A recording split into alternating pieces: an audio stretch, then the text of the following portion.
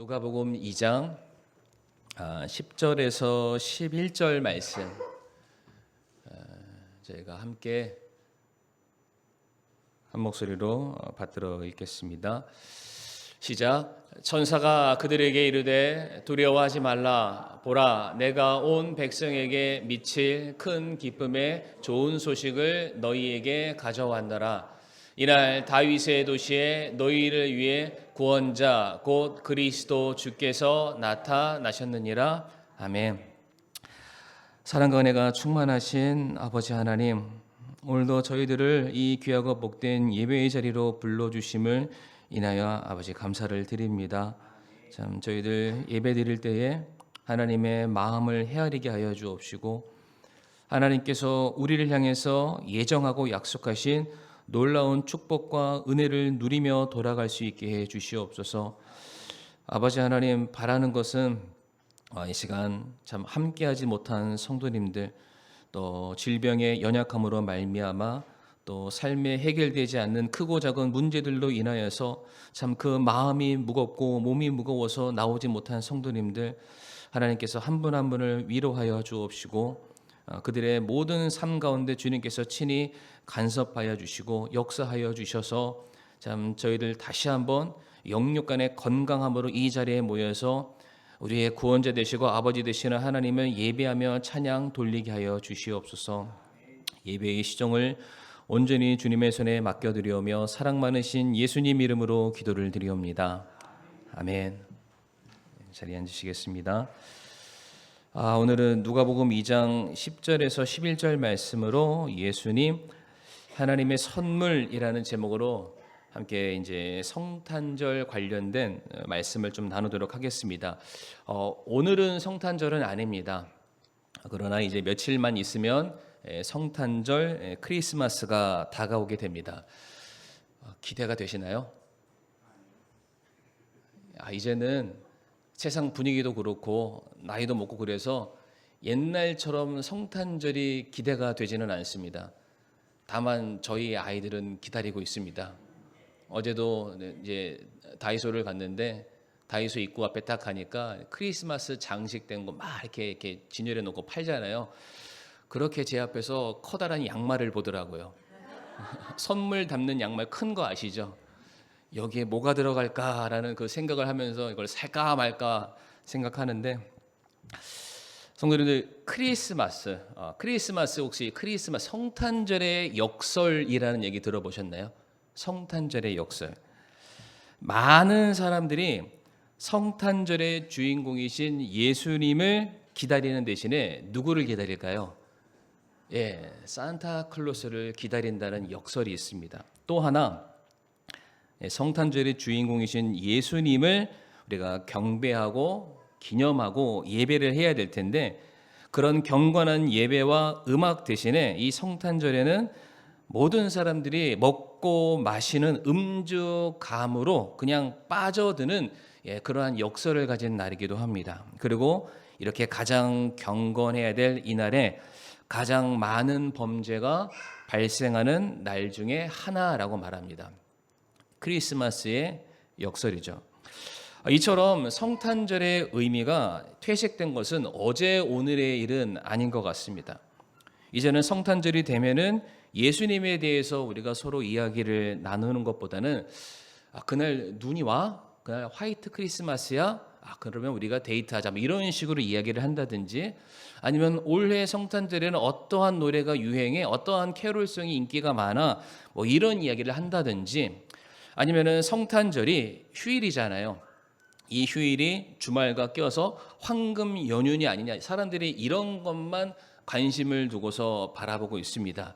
이게 제가 하는 말이 아니라 이제 성탄절 하면 사람들에게 어떠한 생각과 어떠한 의미가 있습니까? 설문조사한 게 있는데 잠깐 보여드리도록 하겠습니다. 우리 집사님 좀 하나씩 좀 크게 확대해 주시면, 첫 번째 위에 보면 크리스마스 하면은 떠오르는 게 무엇인가요? 라고 되어 있는데, 가장 많은 것을 차지한 게 크리스마스 캐럴. 한 11월 말이나 12월 초가 되면 벌써 사방군데서 노래가 들려오기 시작하죠. 그 다음에 산타클로스와 선물을 사람들이 생각한다고 합니다. 그 다음에 뭐가 나오나요? 크리스마스 파티. 그 다음에 나오는 게 뭐죠? 예수님. 몇 퍼센트인가요? 17%. 근데 성도님들, 이 퍼센테이지가 정확하게 뭘 말해주냐면은 현재 2024년도 대한민국 기독교율이 16.2%입니다.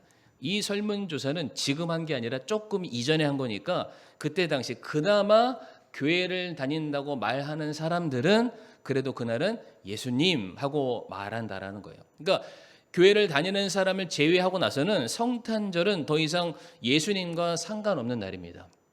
우리가 즐겨 듣는 캐롤성이 울려 퍼지고요. 내가 좋아하는 사람과 데이트를 하고 그리고 잔치, 파티를 하는 날이죠. 그 옆에도 보면 뭐라고 되어 있나요? 크리스마스는 당신에게 어떠한 의미로 다가오나요? 라고 했을 때 가족과 연인과 함께 소중한 시간을 갖는 날, 소외된 이웃을 돕는 날, 그리고 세계적으로 즐기는 축제, 그리고 몇 퍼센트요? 단 8%만 예수님의 생일이다라고 기억을 한다고 합니다. 마지막 세 번째 보게 되면 크리스마스에 당신은 주로 무엇을 합니까? 그래도 좀 괜찮습니다. 교회 행사에 참여한다가 29%. 그러니까 이거는 그나마 아까 말했던 그 17%의 사람들이 누군가를 전도해서 단 한 번뿐일지는 모르겠지만 교회로 인도해 오는, 그래서 이게 울며 겨자 먹기로 교회까지 오는 사람들 포함해서 한 30% 정도는 그날 교회 행사에 참여한다. 나머지는 다 뭐가 있나요? 콘서트 공연 보고 데이트하고 가족과 함께 시간을 갖고 그나마 좀 깨어있는 사람들은 어려운 사람들을 돕는 봉사활동을 한다라고 말하고 있습니다. 화면을 내려주시고요.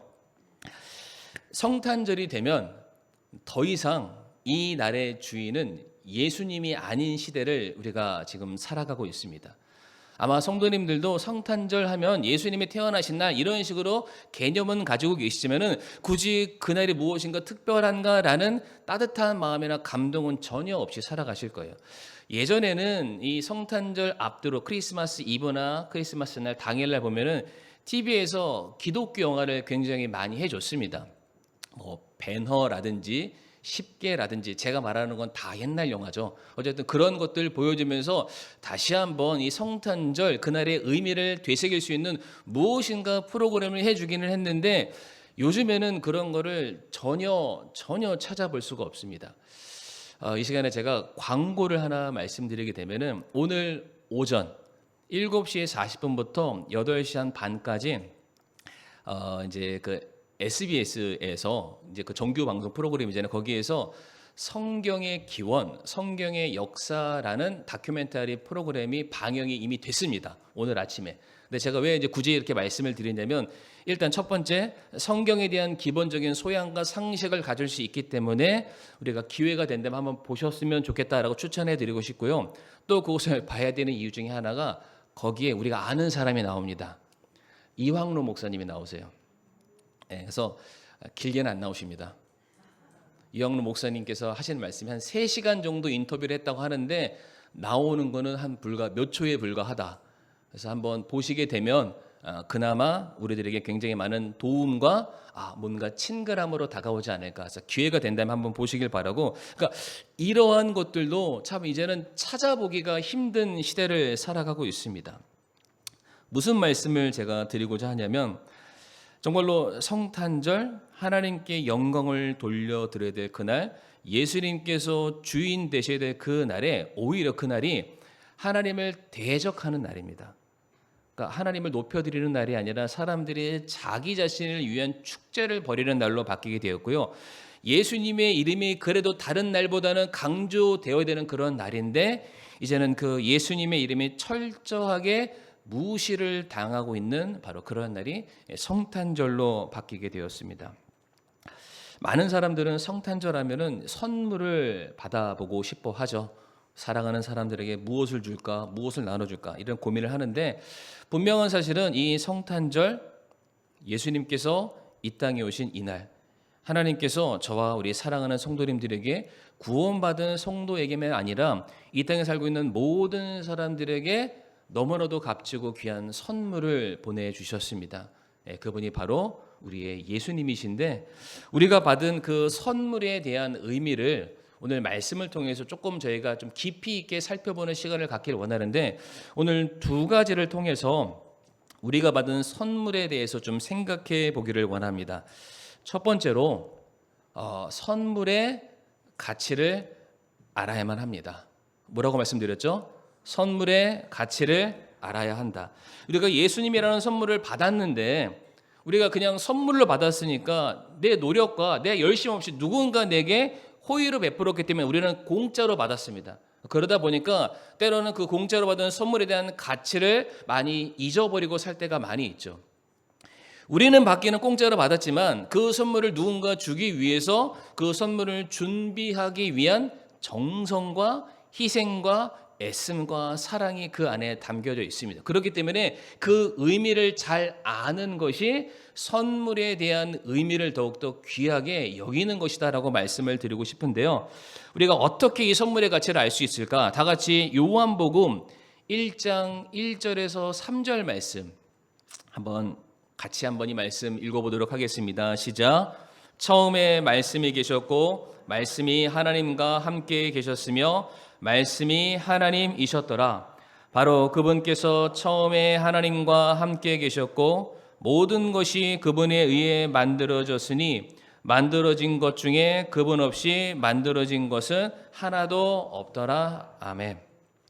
처음에 말씀이 계시고 라고 시작을 합니다. 우리는 여기서 이 말씀이 예수님이라는 것은 우리 성도님들 아마 다 아시는 사실인데, 여기서 말하는 처음이라는 것은 창세기 1장 1절에 나와 있는 태초를 의미하는 바로 그 시간입니다.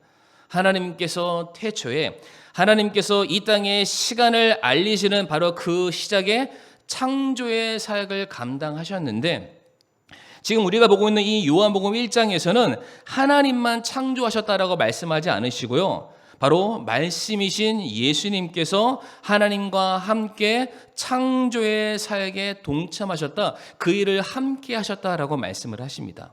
그래서 3절 말씀에 뭐라고 되어 있습니까? 모든 것이 그분에 의해 만들어졌다. 그분이라는 것은 하나님 한 분만을 말하는 것이 아니라 하나님과 함께 하셨던 말씀이신 예수님 두 분이 함께 이 일들을 감당하셨다라고 말씀을 하고 계시고요.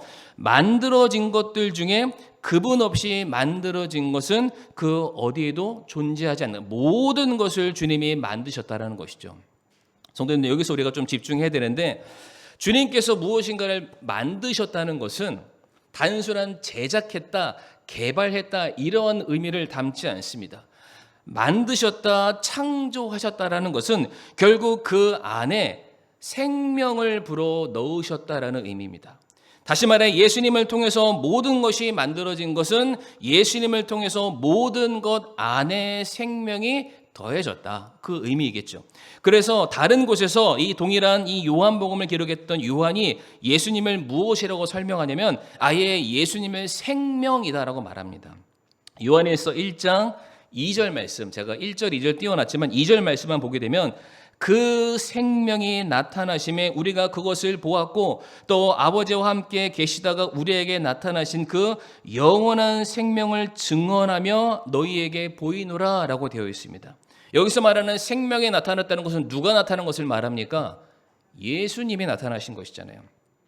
다시 말해 모든 것을 만드신 주님, 그리고 모든 것 안에 생명을 불어넣으신 주님, 주님이 곧 생명이신데 생명 되신 주님께서 인간의 몸을 입고 이 땅에 내려오신 날, 그날이 무슨 날이죠? 성탄절이라는 사실입니다. 그러므로 성탄절, 우리에게 선물로 오신 예수님은 어떠한 가치를 갖고 계실까요? 모든 것을 창조하신 분이라는 것을 우리가 알 수가 있습니다. 모든 것을 창조하셨다라는 것은 모든 것의 원인과 이유와 결과가 됩니다. 그러니까 주로 말미암지 않고서는 어떠한 일도 시작될 수 없고요, 어떠한 일도 진행될 수 없고 어떠한 일도 그 결과를 보장할 수 없는데, 모든 것을 창조하신 모든 것의 원인이 되신 주님께서 이 땅에 우리에게 선물로 주어졌다 뿐만 아니라 이 예수님을 생명을 가지신 생명 그 자체다라고 말씀하시죠.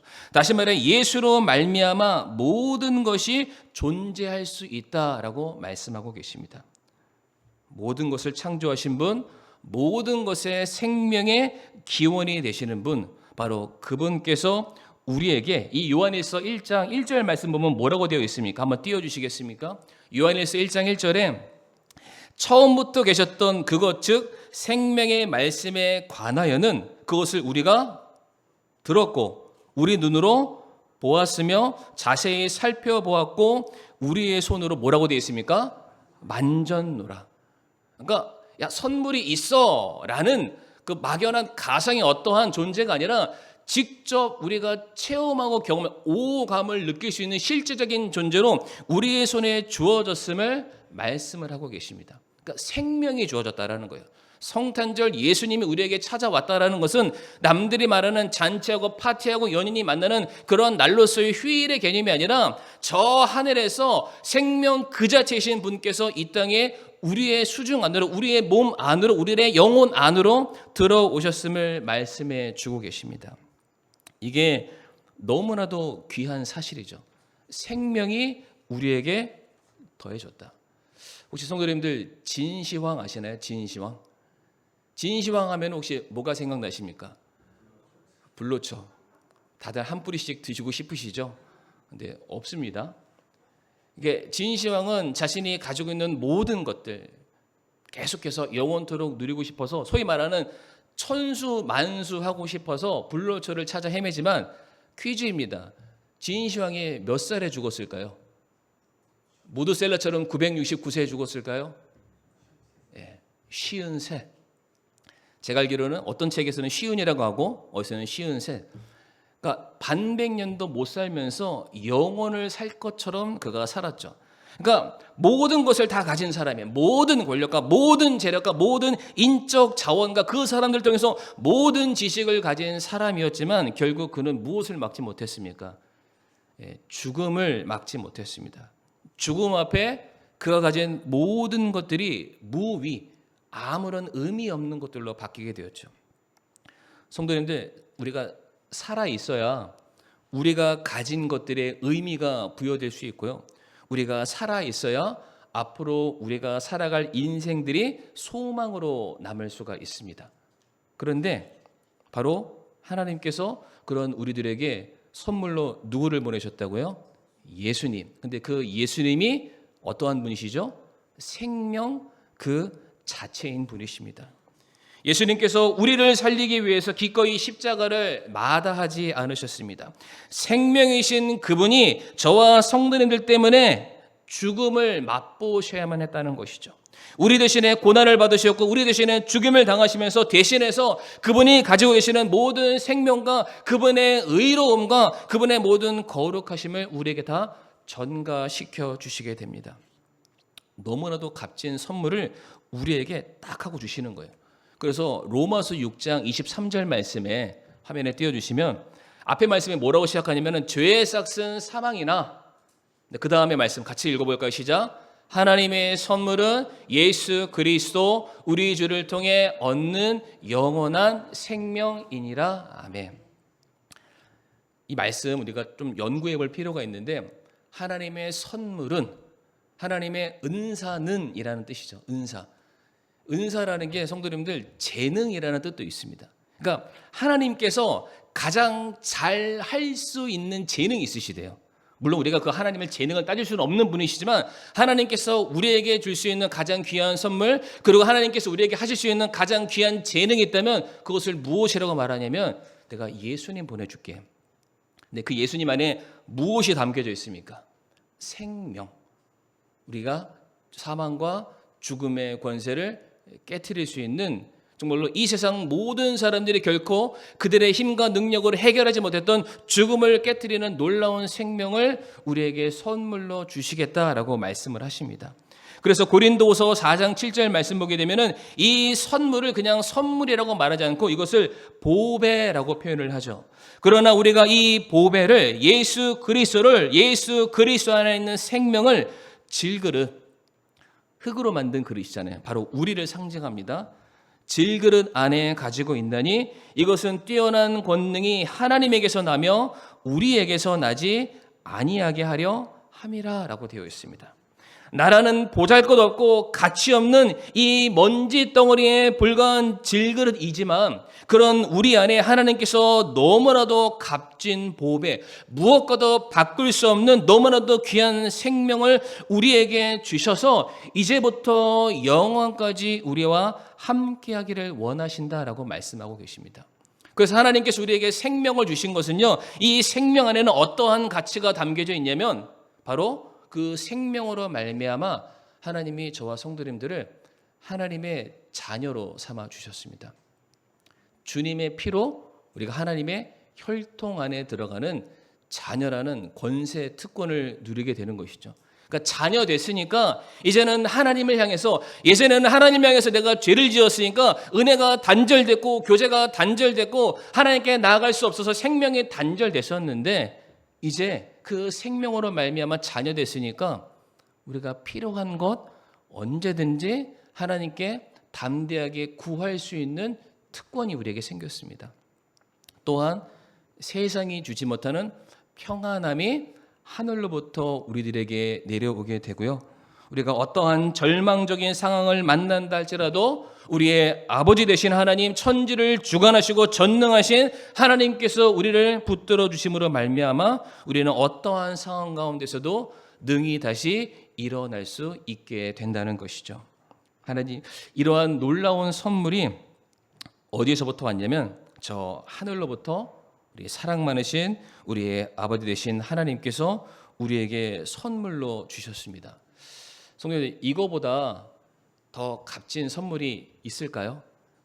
이런 선물은 그 다이소에서 파는 그 양말 안에는 절대로 안 담기는 그런 선물이고 이 세상 안에도 우리가 절대로 담아낼 수 없는 선물입니다. 그러니까 바꿀 수가 없죠. 그래서 우리가 이 찬양을 너무 뜬금없지만 우리 진주자매 앞에 나오시고요. 좀 같이 한번 했으면 좋겠습니다. 찬송가 156장인데요. 156장. 주 예수보다 더 귀한 것은 없네. 딱 1절만 찬양하겠습니다. 좀 천천히 하겠습니다. 주 예수보다 더 귀한 것은 없네. 이 세상 부귀와 바꿀 수 없네. 영죽을 내 대신 돌아가신 그 놀라운 사랑 잊지 못해. 세상 즐거움 다 버리고 세상 자랑 나 버렸네.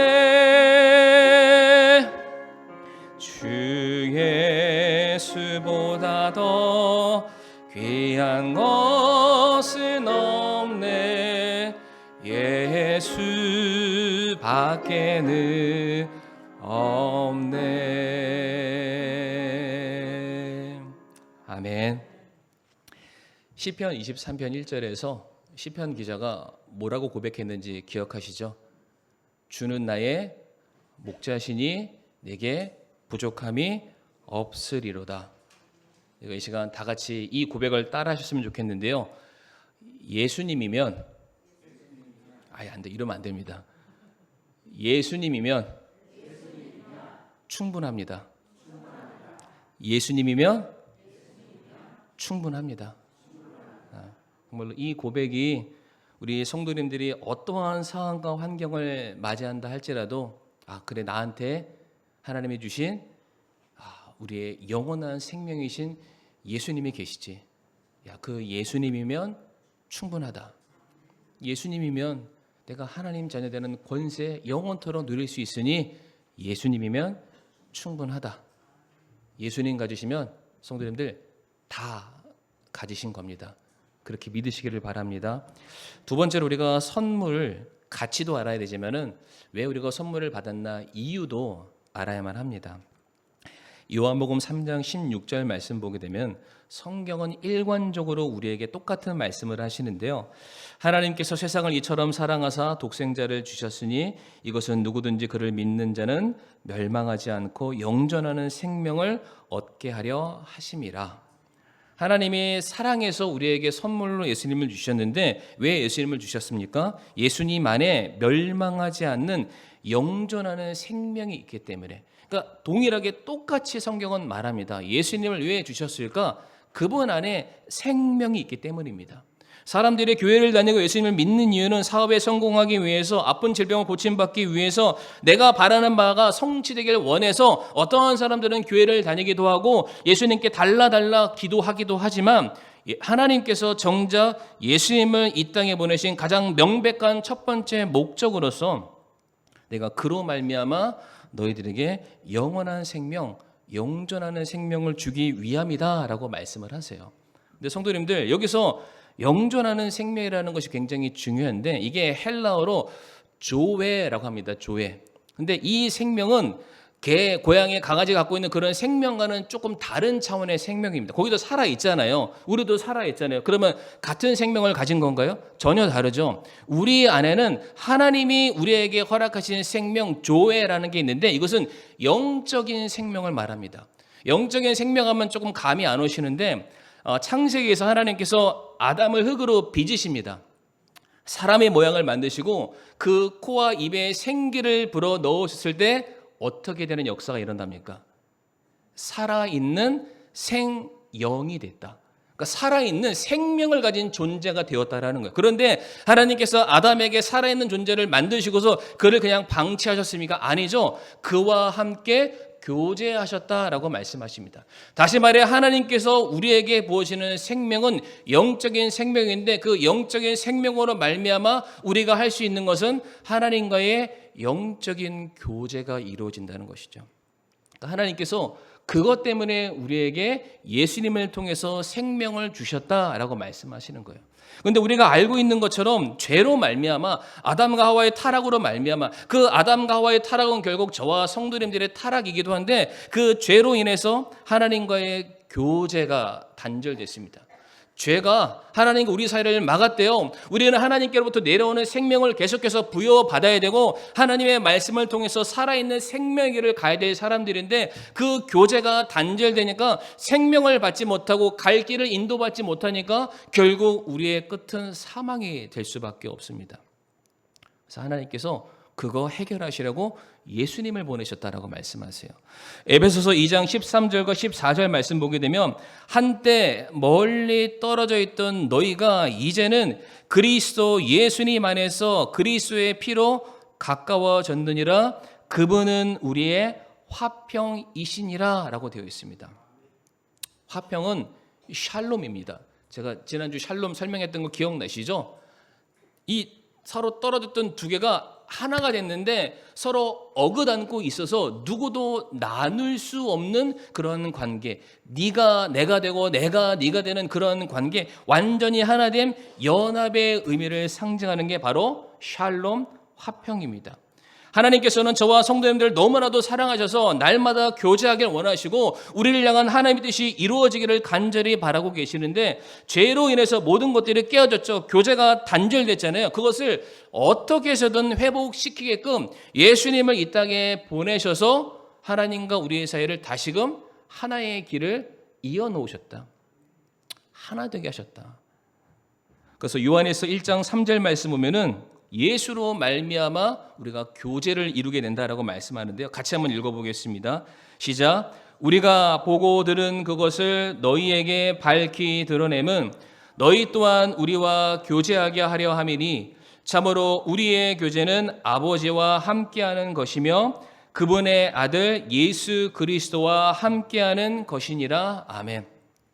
우리가 예수님을 영접한 것은 그분의 생명이 우리의 생명이 된 것도 맞지만 결국 그 예수님으로 말미암아 우리가 하나님과 함께 교제할 수 있게 된다라고 되어 있습니다.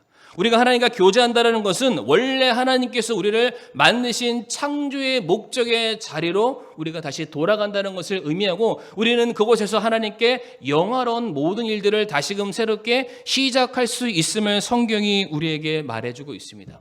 다시 말해 예수님을 우리가 선물로 받았다는 것은, 그래 예수라는 생명 받았으니까 영원히 살겠지, 그런 식으로 하나님 따로 나 따로의 삶이 아니라 이제는 그 생명으로 다시금 이어진 교제권 안에서 하나님의 뜻이 무엇인지를 바로 깨달아 알아서 그 길을 걸어가는 삶을 우리가 살아가야 한다는 것이죠.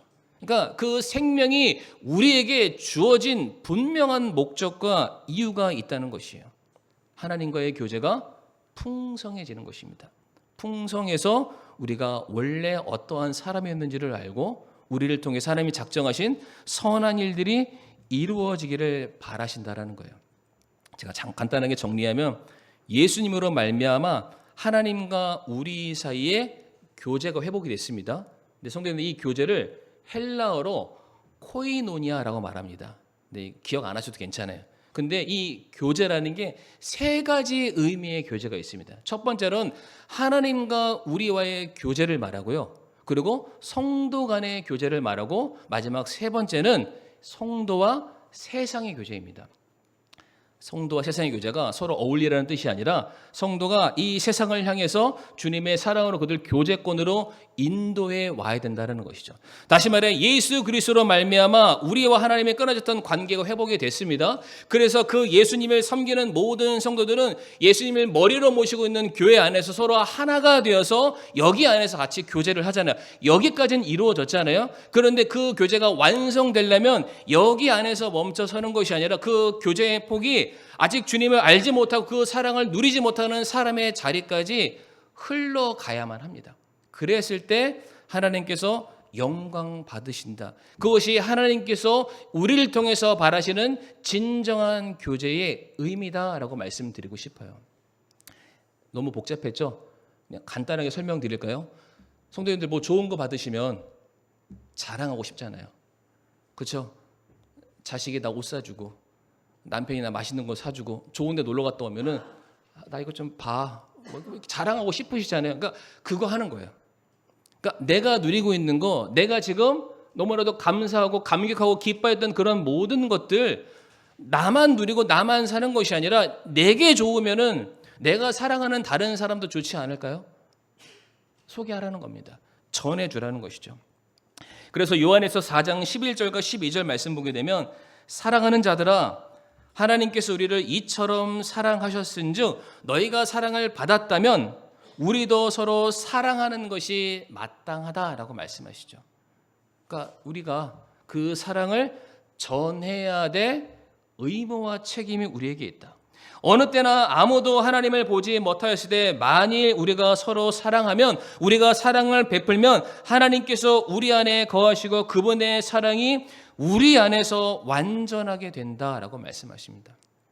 다시 말해 우리 사랑하는 성도님들이 받은 그 은혜를 가지고 세상에 나아가게 되었을 때, 내가 받은 사랑이 이렇게 놀라워, 이러한 가치가 있어, 이런 영원한 생명이 내게 있어라고 우리가 말하면 말할수록 하나님의 사랑이 우리 안에서 완전해진다라고 가르치고 있습니다. 그 완전해진다는 것은 하나님과 우리의 교제가 더욱더 끈끈해진다라는 뜻이기도 하죠. 그래서 성도님들, 우리 초대교회만 가도 그렇죠. 그들이 오순절 성령 강림의 사건이 있고 난 이후에 그들이 어떠한 삶을 살아요? 자기만 아는 삶을 사나요? 아니었죠. 자신들의 모든 필요들을 다른 사람들을 위해서 나누어 주는 삶. 그렇게 했을 때 교회가 많은 사람들에게 호의를 입고 더 많은 사람들이 교회로 왔다. 그들이 교회로 왔다라는 것은 세상에서 발견하지 못하는 안식과 평안과 사랑이 거기 있음을 발견했고, 그것을 주시는 분이 하나님이심을 그들이 발견했기 때문입니다. 그 역할을 누가 했냐면 성도들이 했습니다. 말씀을 마무리하면, 하나님께서는 저와 성도님들 너무 사랑하셔서 그 사랑을 우리에게 표현하시기 위해서 이 땅에 인간의 몸을 입고 내려오셨습니다. 하나님이신 그분께서 우리에게 생명을 직접 전하시기 위해서 이 땅에 내려오신 날이 바로 성탄절이죠. 우리가 그 선물, 생명을 받은 자입니다. 그 생명을 받은 사람은 나만 잘 먹고 잘 사는 그런 삶으로 끝나는 것이 아니라 이제는 하나님과의 교제가 그 생명으로 말미암아 회복되었기 때문에 이제는 내가 바라고 원하는 삶의 모습이 아니라 하나님께서 내게 요구하시고 기대하는 모습으로 우리는 살아가야만 합니다. 그래서 그 사랑을 우리가 다른 사람들에게 나누어 주는 날, 우리가 받은 참 생명의 사랑을 나누어 주는 날이 바로 성탄절이 되어야만 할 것입니다. 그래서 우리 사랑하는 성도님들, 우리가 받은 선물의 가치를 깨달아 더욱더 감사하시기를 바라고요. 그 선물의 이유를 알아서 나만 가지고 있는 것이 아니라 아직 그 선물을 받지 못해서 무엇인가 소외되고 두려움과 초조함 가운데 살아가고 있는 내 주변의 사람들에게 그 사랑의 선물을 전해줄 수 있기를 간절히 바라겠습니다. 이 시간 다 같이 오늘 말씀을 기억하시면서 하나님께서 우리에게 주신 선물이신 예수님, 그분의 가치와 그리고 그 예수님으로 말미암아 장차 우리가 해야 할 일이 무엇인지를 오늘 말씀 드는 걸 통해서 다시 한번 하나님께 기도로서 우리가 결단하고 다짐하기를 원합니다.